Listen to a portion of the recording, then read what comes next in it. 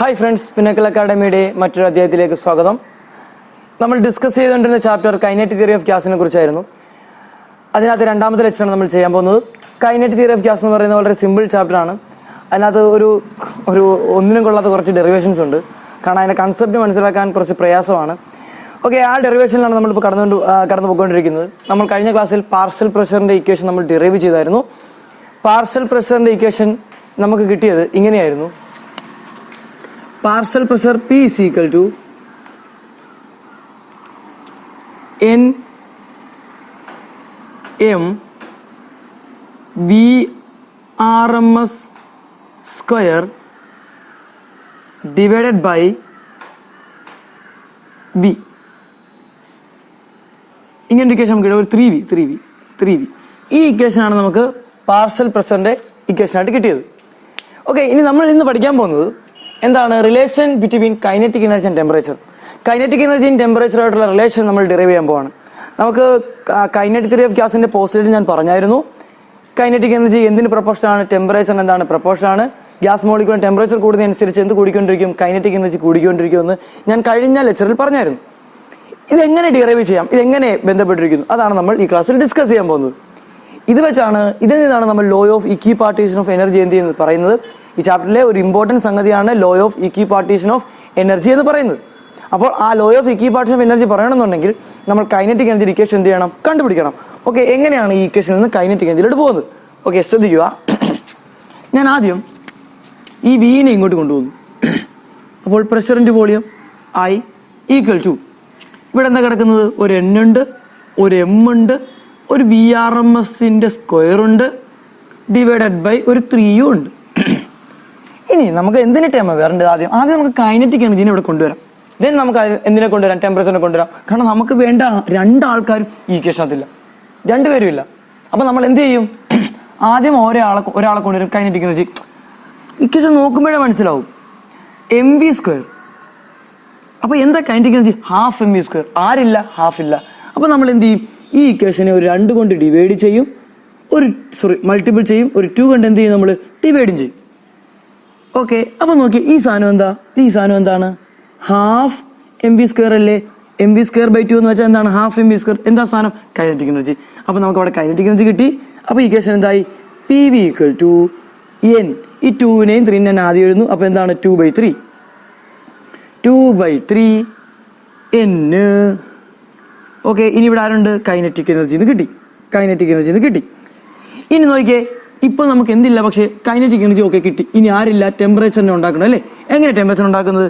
Okay, PV എന്താണ്, pressure into volume. എന്താണ് pressure into volume? നമുക്കറിയാം, ഐഡിയൽ ഗ്യാസ് ഇക്വേഷൻ പ്രകാരം പ്രഷർ ഇൻറ്റു വോളിയം എന്ന് പറയുന്നത് nRT ആണ്.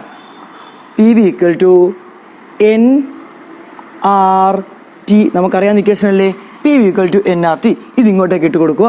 അപ്പൊ PV ഈക്വൽ ടു nRT ഇട്ട് കൊടുത്തപ്പോൾ എന്ത് കിട്ടും, nRT equal to 2/3 N into kinetic energy. Okay, ഇനി ഞാൻ ചെയ്യുന്ന പരിപാടി എന്ന് വെച്ചാൽ കൈനറ്റിക് എനർജിനെ മാത്രം കണ്ടുപിടിക്കുന്നു, ബാക്കിയുള്ളവരെല്ലാം ഒരേ സൈഡിൽ കൊണ്ടുവരുന്നു. അപ്പൊ എന്ത് കിട്ടും ഇവിടെ, kinetic energy equal to, okay, ഈ 3 ഇങ്ങോട്ട് വന്നു. അപ്പോൾ 3 മൾട്ടിപ്പിൾ ചെയ്തു, 2 എന്ത് ചെയ്തു, ഡിവൈഡ് ചെയ്തു, N എന്ത് ചെയ്തു, ഇവിടെ എഴുതി. ഓക്കെ, അപ്പൊ ഇവിടുത്തെ ടൈമെല്ലാം ഇങ്ങോട്ട് വന്നില്ല. ഇനി ഇവിടെ ആരെ കിടക്കുന്നത്, ഒരു N കിടപ്പുണ്ട്, ഒരു R കിടപ്പുണ്ട്, പിന്നെ എന്തും കിടപ്പുണ്ട്, ഒരു Tയും കിടക്കുന്നുണ്ട്. ഞാൻ ഈ ടൈമിനെ മാത്രം ഒന്ന് ഫോക്കസ് ചെയ്യുന്നു. nR/n ഒരു കോൺസ്റ്റന്റ് ആണ്. അതെങ്ങനെ nR/n ഒരു കോൺസ്റ്റന്റ് ആയി? അതെ, നോക്കിക്കേ, nR/n ഞാനൊന്ന് പോസ്റ്റ്മോർട്ടം ചെയ്യാൻ പോകുന്നു. n എന്താണ്, നമ്പർ ഓഫ് മോൾ. ക്യാപിറ്റൽ എന്താണ്, നമ്പർ ഓഫ് മോളിക്യൂൾ. എന്താണ് നമ്പർ ഓഫ് മോൾ എന്ന് പറയുന്നത്? നമ്പർ ഓഫ് മോളിക്യൂൾസിനെ എന്തുകൊണ്ട് ഡിവൈഡ് ചെയ്യുന്നതാണ്, അവോഗാഡ്രോ നമ്പർ കൊണ്ട് ഡിവൈഡ് ചെയ്യുന്നതാണ് നമ്പർ ഓഫ് മോൾ എന്ന് പറയുന്നത് അല്ലേ. ഇപ്പോൾ n നമ്പർ ഓഫ് മോളിക്യൂൾസ് ഉണ്ട്. നമുക്കറിയാം അവോഗാഡ്രോ നമ്പർ എന്ന് പറയുന്നത് NA ആണ്. അപ്പോൾ ഈ n നമ്പർ ഓഫ് മോളിക്യൂൾസിനെ NA കൊണ്ട് ഡിവൈഡ് ചെയ്താൽ നമുക്ക് എന്ത് കിട്ടും, നമ്പർ ഓഫ് മോൾ കിട്ടും. എന്താ നമ്പർ ഓഫ് മോൾ എന്ന് വെച്ചാൽ അവോഗാഡ്രോ നമ്പർ ഓഫ് മോളിക്യൂൾസിനെയാണ് നമ്മൾ എന്ത് വിളിക്കുന്നത്, നമ്പർ ഓഫ് മോൾ എന്ന് വിളിക്കുന്നത്. ഇപ്പോൾ ഒരു മോൾ എന്ന് വെച്ചാൽ എന്തുമാത്രം മോളിക്യൂൾസ് കാണും, അവോഗാഡ്രോ നമ്പർ മോളിക്യൂൾസ് കാണും. ഇപ്പോൾ 2 മോൾ എന്ന് വെച്ചാൽ എത്ര മോളിക്യൂൾസ് കാണും, 2 into അവോഗാഡ്രോ നമ്പർ മോളിക്യൂൾസ് കാണും. ഇപ്പോൾ 3 മോൾ എന്ന് വെച്ചാൽ എന്തായിരിക്കും, 3 into എന്താണ് അവോഗാഡ്രോ നമ്പർ ആയിരിക്കും. എങ്കിൽ എങ്ങനെയാണ് നമ്പർ ഓഫ് മോൾസിനെ കണ്ടുപിടിക്കുന്നത്? നമ്പർ ഓഫ് മോൾസിനെ കണ്ടുപിടിക്കുന്നത് ടോട്ടൽ മോളിക്യൂൾസിനെ എന്തുകൊണ്ട് ഡിവൈഡ് ചെയ്താൽ മതി? അവോഗാഡ്രോ നമ്പർ കൊണ്ട് ഡിവൈഡ് ചെയ്താൽ മതി. അപ്പൊ നമുക്ക് n ഇൻഡിക്കേഷൻ അറിയാം. n ഇൻഡിക്കേഷൻ നമ്മൾ കെമിസ്ട്രിക്കകത്ത് പഠിക്കുന്നതാണ്. എന്താണ്? ടോട്ടൽ നമ്പർ ഓഫ് മോളിക്യൂളിനെ അവോഗാഡ്രോ നമ്പർ കൊണ്ട് ഡിവൈഡ് ചെയ്യുന്നതാണ് നമ്പർ ഓഫ് മോൾസ് എന്ന് പറയുന്നത്. എങ്കിൽ നമുക്ക് ഇക്വേഷൻ എങ്ങനെ എഴുതാൻ പറ്റും? nr/n നമുക്ക് എന്ത് കൊടുക്കാൻ പറ്റും? n പകരം n/NaR/n. n എന്ത് ചെയ്യാം? വെട്ടിക്കളയാം. r എന്താ? ഒരു കോൺസ്റ്റന്റ് അല്ലേ? na എന്താ? ഒരു കോൺസ്റ്റന്റ് അല്ലേ? എങ്കിൽ r/n ഒരു കോൺസ്റ്റന്റ് അല്ലേ? എങ്കിൽ ആ കോൺസ്റ്റന്റിനെ വിളിക്കുന്ന പേരാണ് ബോൾട്സ്മാൻസ് കോൺസ്റ്റന്റ്. ബോൾട്സ്മാൻസ് കോൺസ്റ്റന്റ് എന്താണ്? Kb. മനസ്സിലായോ? ഓക്കെ, അപ്പോൾ നമുക്ക് ഈ ക്വസ്റ്റിനകത്ത് ഒരു പുതിയ ആൾ വന്നു. എന്താ ആൾ വന്നത്? Kinetic energy equal to 3/2 nr/n വരെ എന്നിട്ട് കൊടുത്തു kb ഇൻറ്റു എന്താണ്? T. ഓക്കെ, നിങ്ങൾ നോക്കുകയാണെങ്കിൽ ഒരു കാര്യം മനസ്സിലാവും. കൈനറ്റിക് എനർജി ഇക്വേഷനാണ് നമുക്ക് ഇപ്പോൾ കിട്ടിയിരിക്കുന്നത്. ഇവിടെ നമുക്ക് പറഞ്ഞൂടെ kinetic energy 3/2 constant, kb constant, then kinetic energy is directly proportional to temperature. This is the relation between kinetic energy and temperature. അപ്പോൾ ടെമ്പറേച്ചർ കൂടുന്നതനുസരിച്ച് എന്ത് കൂടിക്കൊണ്ടിരിക്കും? കൈനറ്റിക് എനർജി ഇൻക്രീസ് ചെയ്യും. ഇതാണ് നമ്മളുടെ പോസ്റ്റുലേറ്റിൽ അവസാനത്തെ പോസ്റ്റുലേറ്റ് പഠിച്ച സംഗതി. Kinetic energy is directly proportional to temperature. ഇതാണ് ഇവിടുത്തെ ഡെറിവേഷൻ. ഈ ഡെറിവേഷൻ എന്താണ്? സിമ്പിൾ ഡെറിവേഷൻ ആണ്. ഈ ചാപ്റ്ററിനകത്ത് കുറച്ച് ടഫ് എന്ന് പറയാൻ പറ്റത്തില്ല, കാരണം ഡെറിവേഷനൊക്കെ സിമ്പിൾ ആണ്. പക്ഷെ കൺസെപ്റ്റ് കുറച്ച് എന്താണ്? ഒരു ലോജിക്കൽ കൺസെപ്റ്റ് ആണ്. കുറച്ച് ലോജിക്കലും കുറച്ച് അസംഷനുമാണ് നമ്മൾ ഈ ഡെറിവേഷന് വേണ്ടി ഉപയോഗിച്ചത്. നിങ്ങൾക്ക് ആദ്യം മുതൽ കണ്ടപ്പോൾ മനസ്സിലാക്കണം. നമ്മൾ കുറച്ച് അസംഷൻ ഉപയോഗിച്ചു, കുറച്ച് ലോജിക്ക് ഉപയോഗിച്ചു. അങ്ങനെയാണ് നമ്മൾ ഈ ഇക്വേഷൻ ഡെറൈവ് ചെയ്തത്. അതുകൊണ്ടാണ് ഈ ഇക്വേഷൻ പാടായിട്ട് തോന്നാൻ കാരണം ഈ ചാപ്റ്ററിലെ ഈ ഇക്വേഷൻ അങ്ങനെ ഒന്നോ രണ്ടോ പ്രാവശ്യം കണ്ട് പാർഷ്യൽ പ്രഷർ കണ്ടുപിടിക്കാൻ ഡെറിവേഷൻ ചോദിച്ചിട്ടുണ്ട്. അപ്പോൾ പാർഷ്യൽ പ്രഷർ ഇമ്പോർട്ടൻ്റ് ആണ്. പക്ഷേ ഇനി വരുന്ന സാധനം, ഇനി നമ്മൾ പഠിക്കാൻ പോകുന്ന ലോ ഓഫ് ഇക്വിപാർട്ടീഷൻ ഓഫ് എനർജി മുതൽ അങ്ങോട്ടേക്ക് എന്താണ് ഇമ്പോർട്ടൻ്റ് ആണ്. അവിടെ നിന്നാണ് കൂടുതലും എന്ത് ചോദിക്കുന്നത്? ക്വസ്റ്റ്യൻസ് ചോദിക്കുന്നത്. ഈ ചാപ്റ്ററിൽ ക്വസ്റ്റ്യൻസ് ചോദിക്കുന്നത് നമ്മുടെ ലോ ഓഫ് ഇക്വിപാർട്ടീഷൻ ഓഫ് എനർജി മുതലുള്ള സാധനവും അതുപോലെ തന്നെ നമ്മൾ ആദ്യം പഠിച്ച എന്താണ് കൈനറ്റിക് തിയറി ഓഫ് ഗ്യാസിന്റെ പോസ്റ്റ്ലേറ്റ്. ഏറ്റവും ഇമ്പോർട്ടൻറ്റ് കൈനറ്റിക് തിയറി ഓഫ് ഗ്യാസിന്റെ പോസ്റ്റ്ലേറ്റ് ആണ്. ദെൻ അത് കഴിഞ്ഞ് ഇമ്പോർട്ടൻ്റ് ആയിട്ട് വരുന്നതാണ് നമ്മൾ ഇനി പഠിക്കാൻ പോകുന്ന ലോ ഓഫ് ഇക്വിപാർട്ടീഷൻ ഓഫ് എനർജി എന്ന് പറയുന്നത്.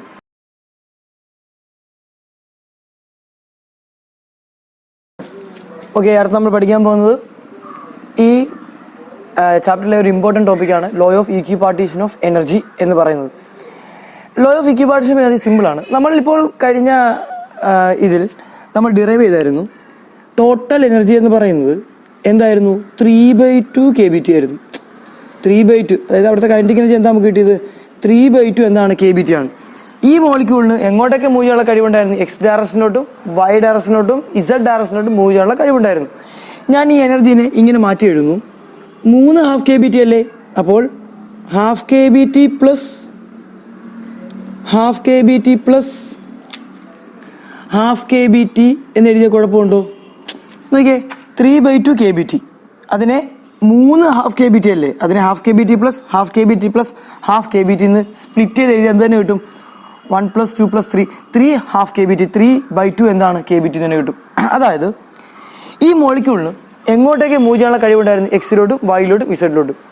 ഒരു മോളിക്യൂളിൻ്റെ ഡിഗ്രി ഓഫ് ഫ്രീഡം എന്ന് പറയുന്നത് അതിൻ്റെ എങ്ങോട്ടേക്ക് അതിന് മൂവ് ചെയ്യാനുള്ള കപ്പാസിറ്റി ഉണ്ട്. അതിനെയാണ് അതിനെ ഡിഗ്രി ഓഫ് ഫ്രീഡം എന്ന് വിളിക്കുന്നത്.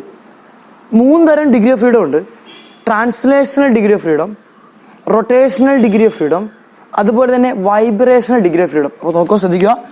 ഡിഗ്രി ഓഫ് ഫ്രീഡം എന്ന് പറയുന്നത് 3 എണ്ണം ഉണ്ട്. എന്തൊക്കെയാണ്? ട്രാൻസ്ലേഷണൽ ഡിഗ്രി ഓഫ് ഫ്രീഡം, അതുപോലെ തന്നെ റൊട്ടേഷണൽ ഡിഗ്രി ഓഫ് ഫ്രീഡം, അതുപോലെ തന്നെ വൈബ്രേഷണൽ ഡിഗ്രി ഓഫ് ഫ്രീഡം ഉണ്ട്. ഇത്രയും സാധനം ഉള്ളത്. ഓക്കെ, അതവിടെ നിൽക്കട്ടെ. അത് നമുക്ക് പിന്നെ എന്ത് ചെയ്യാം? ഡിസ്കസ് ചെയ്യാം. നമുക്ക് ഇങ്ങോട്ടേക്ക് വരാം. അപ്പോൾ ഈ മോളിക്യൂളിന് 3 ട്രാൻസ്ലേഷൻ ഡിഗ്രി ഓഫ് ഫ്രീഡം ഉണ്ട്. അതായത് എക്സിലോട്ടും വൈയിലോട്ടും ഇസഡിലോട്ടും ഈ മോളിക്യൂളിന് എന്ത് ചെയ്യാം? മൂവ് ചെയ്യാനുള്ള കഴിവുണ്ട്. ഈ 3 ഡയറക്ഷനിലോട്ട് മൂവ് ചെയ്യുന്ന ആ മോളിക്യൂളിന്റെ കേസിലാണ് നമുക്ക് എനർജി എന്ന് പറയുന്ന സാധനം എന്ത് കിട്ടിയത്? 3/2 kBt എന്ന് കിട്ടിയത്. അതിനെ നമ്മളിങ്ങനെ 3ആയിട്ട് എന്ത് ചെയ്തു? സ്പ്ലിറ്റ് ചെയ്തു. എങ്കിൽ നമുക്ക് പറയാം, ലോ ഓഫ് ഇക്വിപാർട്ടീഷൻ ഓഫ് എനർജി പറയുന്നത് ഈ എനർജീനെ, ഈ ടോട്ടൽ എനർജീനെ അത് 3ആയിട്ട് സ്പ്ലിറ്റ് ചെയ്യും. അതായത് എക്സ് ഡയറക്ഷനുള്ള എനർജി എന്ന് പറയുന്നത് ½ kBt ആയിരിക്കും, വൈ ഡയറക്ഷനിലെ എനർജി എന്ന് പറയുന്നത് ½ kBt ആയിരിക്കും, ഇസഡ് ഡയറക്ഷനിലെ എനർജി എന്ത് തന്നെ ആയിരിക്കും? ½ kBt ആയിരിക്കും. ഈ ടോട്ടൽ എനർജീനെ നമ്മൾ തുല്യമായി എന്ത് ചെയ്തു, ഭാഗിച്ചു. 3 ഡിഗ്രി ഓഫ് ഫ്രീഡത്തിനും എത്ര എനർജി വെച്ച് കൊടുത്തു? Half K B T, half K B T, half K B T. അതായത് 1 ഡിഗ്രി ഓഫ് ഫ്രീഡത്തിൻ്റെ എനർജി എന്ന് പറയുന്നത് എന്തായിരിക്കും? ഹാഫ് കെ ബി ടി ആയിരിക്കും. അപ്പോൾ ലോ ഓഫ് ഇക്വിപാർട്ടീഷൻ ഓഫ് എനർജി പറയുന്നത് 1 ഡിഗ്രി ഓഫ് ഫ്രീഡത്തിൻ്റെ എനർജി എന്താണ്? ഹാഫ് കെ ബി ടി ആണ്. ഓക്കെ, നമുക്ക് ആ ഡെഫിനിഷൻ നോക്കാം. എന്താണ് ലോ ഓഫ് ഇക്വിപാർട്ടീഷൻ ഓഫ് എനർജി പറയുന്നത്? For any dynamic system in thermal equilibrium, അതായത് ഒരു തെർമൽ ഇക്വിലിബ്രിയത്തിലിരിക്കുന്ന ഒരു സിസ്റ്റം, ആ സിസ്റ്റം നമ്മുടെ ഗ്യാസ് തന്നെ, അത് ഡൈനാമിക് സിസ്റ്റം അല്ലേ, മൂവ് ചെയ്തുകൊണ്ടിരിക്കുകയാണ്, അതിൻ്റെ തെർമൽ ഇക്വിലിബ്രിയത്തിൽ ഇരിക്കുന്ന ഒരു സിസ്റ്റം. ഓക്കെ, അത് വിട്ടുകളയാം. നമുക്ക് വേണ്ട പോയിന്റ് ഇതാണ്. ദ ടോട്ടൽ എനർജി, ആ മോളിക്യൂളിലെ ടോട്ടൽ എനർജി എന്ത് ചെയ്യും? The total energy for the system is equally divided among the degree of freedom. ആ ടോട്ടൽ എനർജീനെ അതെന്ത് ചെയ്യും? ഈക്വലായിട്ട് എന്ത് ചെയ്യും? ഡിവൈഡ് ചെയ്യും. എങ്ങനെ ഡിവൈഡ് ചെയ്യും? ഓരോ ഡിഗ്രി ഓഫ് ഫ്രീഡത്തിനും ഹാഫ് കെ ബി ടി വെച്ച് എന്ത് ചെയ്യും? ഡിവൈഡ് ചെയ്യും. ഇപ്പോൾ ഉദാഹരണത്തിന് 1000 ജൂൾ എനർജി ഉണ്ടെങ്കിൽ അതിന് 3 ഡിഗ്രി ഓഫ് ഫ്രീഡം ഉണ്ടെങ്കിൽ ഓരോ ഡിഗ്രി ഓഫ് ഫ്രീഡത്തിനും എന്തായിരിക്കും എനർജി? നമ്മളിപ്പോൾ എടുത്തത് 1000 ആണ്. 1000 എടുക്കണം, നമുക്കൊരു 1500 എടുക്കാം. അപ്പോൾ ഒരു സിമ്പിളാവും. ഓക്കെ, അപ്പോൾ 1500 ജൂൾ എനർജിയാണ് ഉള്ളതെങ്കിൽ ഇത് 3 ഡിഗ്രി ഓഫ് ഫ്രീഡത്തിന് എങ്ങനെ ഈക്വലായിട്ട് ഡിവൈഡ് ചെയ്ത് കൊടുക്കുന്നത്? 500 പ്ലസ് എന്തായിരിക്കും? 500 ആയിരിക്കും. ഇതാണ് ലോ ഓഫ് ഇക്വിപാർട്ടീഷൻ ഓഫ് എനർജി പറയുന്നത്.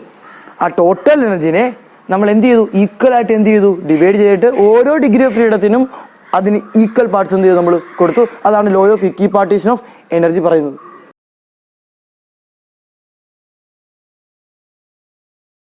ഓക്കെ, അടുത്ത് നമ്മൾ പഠിക്കാൻ പോകുന്നത് യുവും സി വി ആയിട്ടുള്ള റിലേഷൻ ആണ്. യു എന്ന് വെച്ചാൽ എന്താണ്? Internal energy. ഇന്റേണൽ എനർജിയും സി വി എന്ന് പറയുന്നത് molar specific heat at constant volume. ഇവർ തമ്മിലുള്ള റിലേഷനാണ് നമ്മൾ പറയാൻ പോകുന്നത്. ശ്രദ്ധിക്കുക, നമുക്ക് എല്ലാവർക്കും അറിയുന്നതാണ് first law of thermo dynamics എന്ന് പറയുന്നത്. ഇതറിയാത്തവർ നമ്മളുടെ തെർമോ ഡൈനാമിക്സ് എന്ന് പറഞ്ഞ വീഡിയോ കണ്ടാൽ മനസ്സിലാവും എന്താണ് first law of thermo dynamics എന്ന്. ശ്രദ്ധിക്കുക, first law of thermo dynamics പറയുന്നത് ഒരു വസ്തുവിന് കൊടുക്കുന്ന ഹീറ്റ് 2 കാര്യങ്ങൾക്ക് വേണ്ടിയാണ് യൂസ് ചെയ്യുന്നത്. ഇന്റേണൽ എനർജി കൂട്ടാനും അതുപോലെ തന്നെ എക്സ്റ്റേണൽ വർക്ക് ചെയ്യാനും. ഓക്കെ, ഇതാണ് first law of thermo dynamics പറയുന്നത്. ഓക്കെ, ഞാൻ ഇതിനെ മാറ്റിയിരുന്നു. നമുക്കറിയാം Q ഈക്വൽ എന്താണ്? എം സി എന്താണ്? ഡെൽറ്റ ടി, അല്ലെങ്കിൽ നമുക്ക് ഡി ടി എന്ന് വിളിക്കാം, ഈക്വൽ ടു യു പ്ലസ് എന്താണ് വർക്കിൻ്റെ equation? P into D V. Delta V ആണ്, നമുക്ക് ഡി വി എന്ന് എടുക്കാം. ഒരു ചെറിയൊരു ചേഞ്ച് മാത്രമേ ഉള്ളെങ്കിൽ. ഓക്കെ, ഇവിടെ പറയുന്നത് ഈ പ്രോസസ്സ് നടക്കുന്നത് നമുക്ക് സി ബി അല്ലേ വേണ്ടത്. ഓക്കെ, യു നമുക്ക് ഓൾറെഡി കിട്ടിക്കഴിഞ്ഞു. നമുക്കിനി സി വി ഇവിടെ കൊണ്ടുവരണം. സി വി എങ്ങനെയാണ്? നമുക്കറിയാം കോൺസ്റ്റന്റ് വോളിയത്തിലാണെങ്കിലാണ് സി വി. അപ്പോൾ ഈ പ്രോസസ്സ് നടക്കുന്നത് എവിടെയാണ്? കോൺസ്റ്റന്റ് വോളിയത്തിലാണ് ഈ പ്രോസസ്സ് നടക്കുന്നതെങ്കിൽ the process take place in at constant volume എങ്കിൽ നമുക്ക് ഈ കേസിനെ എങ്ങനെ മാറ്റി എഴുതാൻ പറ്റും? എം ഇൻറ്റു സിക്ക് വരെ എന്താ പറയുന്നത്? കോൺസ്റ്റന്റ് വോളിയത്തിൽ ആയതുകൊണ്ട് സി വി ഇൻറ്റു എന്താണ്? D T equal to U plus ഈ സാധനം എന്താകും? 0 ആകും. കാരണം എന്തുകൊണ്ടാണ് 0 ആകുന്നത്? നമുക്കറിയാം change in volume. Constant volume means എന്താണ്?